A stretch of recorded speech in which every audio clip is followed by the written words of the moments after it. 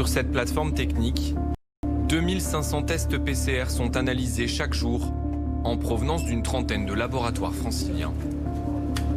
Je suis en train de manipuler une série normale, donc une série de patients qui peuvent être soit positifs, soit négatifs. Et à partir de là, on va suivre l'évolution du gène viral qui va nous permettre de savoir s'il présente la variante anglaise ou pas. Le variant anglais, c'est bien lui qui est traqué ici désormais. Ces derniers jours, selon le ministre de la Santé, entre 1 et 1,5% des personnes testées positives au Covid-19 sont contaminées par cette mutation de la maladie. Le but, c'est vraiment de connaître sa prévalence. Est-ce qu'il circule de manière importante ou pas? Apparu outre-Manche en septembre, le variant anglais serait devenu majoritaire dans le sud du Royaume-Uni. Il serait, selon plusieurs études, 50 à 70% plus contagieux, sans être plus dangereux. Présent dans au moins 60 pays, il circule pour l'instant relativement peu en France, mais jusqu'à quand?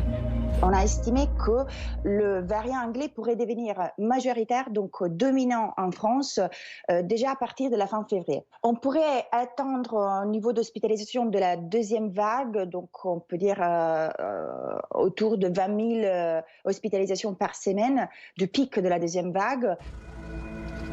Une maladie qui se transmettrait beaucoup plus facilement, c'est aussi le profil du variant sud-africain. Il a été détecté à l'automne dernier dans ce laboratoire de Durban. Les chercheurs avaient été alertés par une brusque flambée de l'épidémie. Ce qui n'est pas normal, c'est quand un variant devient dominant dans une large zone géographique et qu'il est associé à une augmentation rapide des cas. C'est exactement ce que l'on a observé en Afrique du Sud, comme au Royaume-Uni. Selon des conclusions remises lundi par des experts, le variant sud-africain serait 50% plus contagieux, mais là encore, rien n'indique qu'il soit plus sévère. Présent dans une vingtaine de pays, il a été localisé à Mayotte. Les autorités ont restreint drastiquement les voyages depuis et vers l'île française. Depuis quelques jours, on a même une arrivée assez brutale de plusieurs patients jeunes en réanimation qui présentent des formes sévères de la maladie.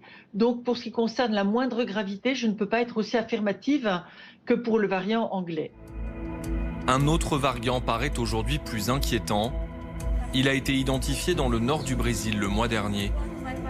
Il circulerait intensément dans cette région, déjà très éprouvée par les premières vagues.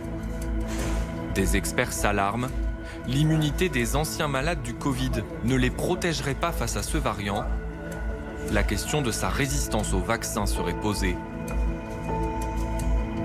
Pour l'heure, seuls des cas isolés de variants brésiliens ont été repérés dans plusieurs pays.